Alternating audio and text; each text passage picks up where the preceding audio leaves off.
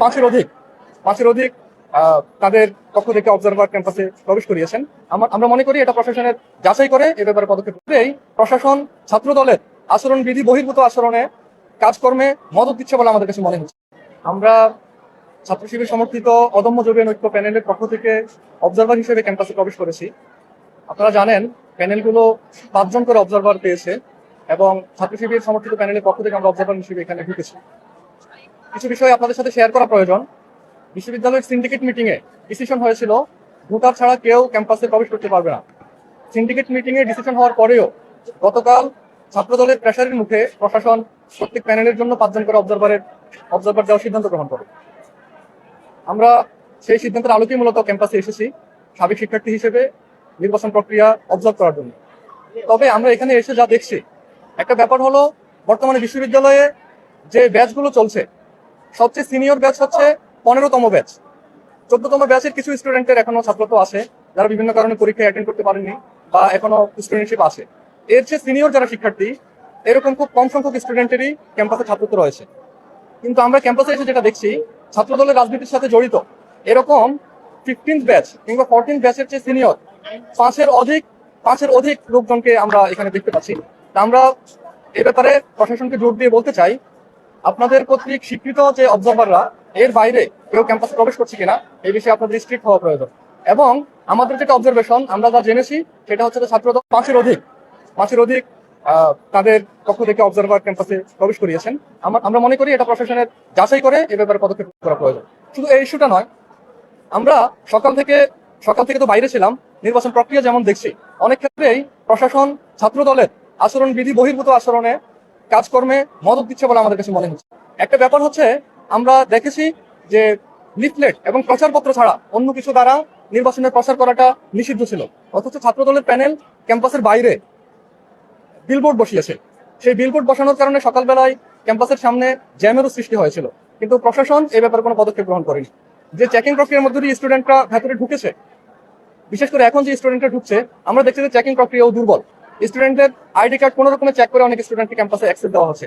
তো এটার ফলে প্রকৃত স্টুডেন্টরাই ক্যাম্পাসে ঢোকার যে ব্যাপার এই বিষয়টি ঠিকভাবে হচ্ছে না বলে আমাদের কাছে প্রতীয়মান হচ্ছে। এরপরে সকাল থেকে ভোটাররা কোন ধরনের স্লিপ নিয়ে ক্যাম্পাসে ঢুকতে পারবেন এই ব্যাপারটি নিয়ে প্রশাসনের নির্দেশনাটা বিভিন্ন সময় বিভিন্ন রকম ছিল। কখনো পোলিং লিফলেটকে তারা অ্যালাউ করছিলেন, কখনো অ্যালাউ করছিলেন না। এমনকি ছাত্র দলের প্যানেল ভোটারদের যে ভোটার আইডি কার্ড সেটার পেছনে নিজেদের প্যানেল ছাপিয়ে সেটা ভোটারদের হাতে দিচ্ছিলেন। তো এই বিষয়টি আসলে আচরণবিধি অ্যালাউ করে না বলে আমাদের কাছে মনে হচ্ছে, কিন্তু প্রশাসন এই ব্যাপারে কোনো স্ট্রিক্ট পদক্ষেপ গ্রহণ করেনি। আমরা দেখেছি মাইকে একবার প্রশাসন বলেছিল এরকম ভাবে কেউ ভেতর প্রবেশ করতে পারবে না, কিন্তু এরপরেও ক্যাম্পাসে ছাত্র দলের এরকম লিফলেট যুক্ত ভোটারদেরকে আমরা ভোট দিতে দেখেছি। একটা আচরণবিধির একটা নির্দেশনা এরকম ছিল যে ভোট কেন্দ্রের 50 মিটারের মধ্যে কেউ ভোটারদেরকে লিফলেট দিতে পারবে না, অথচ ছাত্র দলের যারা নেতাকর্মী তারা 50 মিটার ভেতরেই ভোটারদেরকে লিফলেট দিয়েছেন। এমনকি ভোট কেন্দ্রের ভেতরেও লিফলেট দেওয়ার কথা আমরা জেনেছি।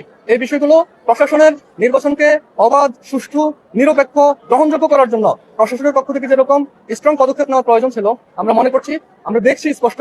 আমরা নারী শিক্ষার্থীদের জন্য একটি নিরাপদ ক্যাম্পাসের স্বপ্ন দেখি, কিন্তু একজন শিক্ষার্থীকে যেভাবে মব করে পুলিশের হাতে তুলে দেওয়া হয়েছে বিষয়টি আমাদেরকে বিক্ষুব্ধ করেছে, আমাদেরকে কষ্ট দিয়েছে। আমরা মনে করি যারা এই মব করেছে তাদেরকে ভোট দিতে এসেছেন এই স্বতঃস্ফূর্ততা সহকারে তারা যেন তাদের ভোটাধিকার প্রয়োগ করতে পারেন এই বিষয়টি নিশ্চিতের জন্য প্রশাসনের উচিত ক্যাম্পাসে স্টুডেন্ট ফ্রেন্ডলি এনভায়রনমেন্ট তৈরি করা, ভোটার ফ্রেন্ডলি এনভায়রনমেন্ট তৈরি করা। এই বিষয়টি যদি প্রশাসন ভালোভাবে করতে সক্ষম হয় আমরা মনে করি আছে সেটির ইতিহাসটি কলঙ্কিত হতে পারে। জগন্নাথ বিশ্ববিদ্যালয়ের ইতিহাসে এবারই প্রথমবারের মতো ছাত্র সংসদ নির্বাচন অনুষ্ঠিত হচ্ছে। সাবেক শিক্ষার্থী হিসেবে আমরা মনে করি এই নির্বাচনটি খুবই চমৎকার হওয়া উচিত, যেন এই লিগেসি বহন করে ভবিষ্যতেও জগন্নাথ বিশ্ববিদ্যালয়ে যে ছাত্র সংসদ নির্বাচনগুলো অনুষ্ঠিত হবে সেগুলো প্রথম নির্বাচনের অনুসরণ করতে পারে। কিন্তু আমরা যা দেখছি অনেক কিছু আমাদেরকে শামসুল আলম ভাই ছাত্র দলের সেক্রেটারি এবং তার সাথে আর দুজন ভাই আছে কথা বলছেন, তাদের গলায় কোনো কাট নেই। শামসুল আলম ভাই কাট আছে, ওই দুজনের নেই। আমার একটু সন্দেহ যাবে। আমি একটু সামনে এগিয়ে ভাইদেরকে জিজ্ঞেস করলাম যে ভাই আপনি কোন ডিপার্টমেন্ট, কোন ব্যাচ? উনি বলেন যে আমি 8 ব্যাচ। একজন বলেন 8 ব্যাচ আর একজন 9 ব্যাচ। তো আমার একটু লাগলো যে 8 ব্যাচে ভাই তো ভোটার হওয়ার কথা। আমি বললাম আপনি কি অবজারভার হিসেবে ঢুকছেন, আপনার কাট কোথায়? ভাই বলেন যে না আমি অবজারভার হিসেবে ঢুকিনি, আমি ভোটার হিসেবে আসছি। বাট আরেকজন ভাই আসেনি। 3-4টা ভোটার থেকে স্ক্যান করা হয়েছে, কিন্তু ওই স্ক্যানটা তার এসে আসলে পাওয়া যাচ্ছিল না। তখন স্বাভাবিক মনে হচ্ছিল ভাই এটা ভুল আছে কিনা। তখন ভাই বলেছে যে আপনাদের ভোটারের সাথে এটা সঠিক কি হবে সেটা একটা করবেন। ব্যাপারটা ছিল এই, আমাকে দেখলেই মনে হচ্ছে একজন 8 ব্যাচের ভাইকে দেখলেই মনে হবে শিক্ষার্থী না। স্বাভাবিক ব্যাপার। তো সেটা থেকেই তাকে জিজ্ঞাসা করা যেত আমি অবজারভার এখানে ভুল কিছু হচ্ছে কিনা পাওয়া গেছে actually। ওনার যে আইডিটা ছিল ওইটা স্ক্যান হয়নি, বাট হচ্ছে অনলাইন যে কপি আছে যে আরেকটা পরে মূল ফাইল নিয়ে আসা হয়েছে কমিশনের পক্ষ থেকে, সেটাতে স্ক্যান পাওয়া গেছে সেটা